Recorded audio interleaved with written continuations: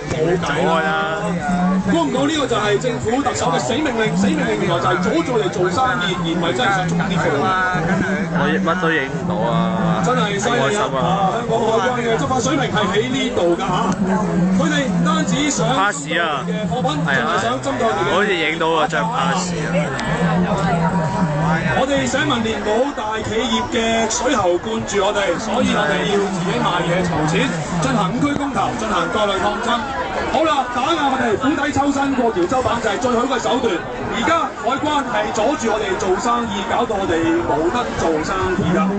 雖然頭先零零星星有人入咗錢俾我哋，但係都將嗰個生意額打到好低㗎啊！喂，大家如果想睇戲4點半有好戲睇啊，4點半有好戲睇，係多謝你，多謝。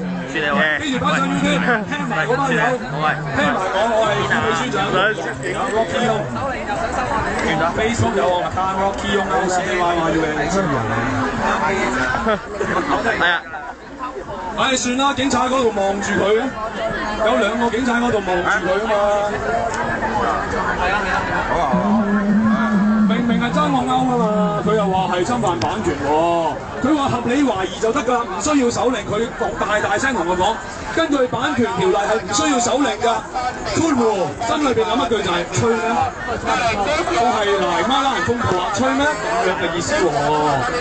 我哋係社民連，我哋社民連。如果你不似海關呢種行為，喂唔該你除咗圍觀睇戲之餘，不如都隨緣樂助，順便籌下錢咧你。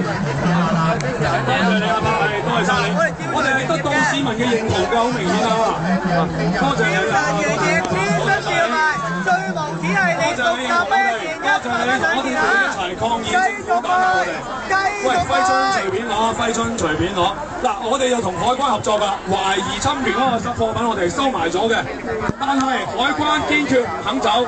堅決要企喺路中心阻住你做生意，明明有條通道去網球場嗰條通道，佢唔肯嘅，一定要企喺路中心㗎。呢個就係海關嘅執法水準啦。大家唔好受到咧海關嘅影響，而影響你哋咧喺花市度購買嘅心情啊！大家周圍行下，等到4點半鐘咧，我哋4點半可以睇啊！4點半有好嘢睇啊，有部撐喺度，同海關係周旋。好啦，收皮啦。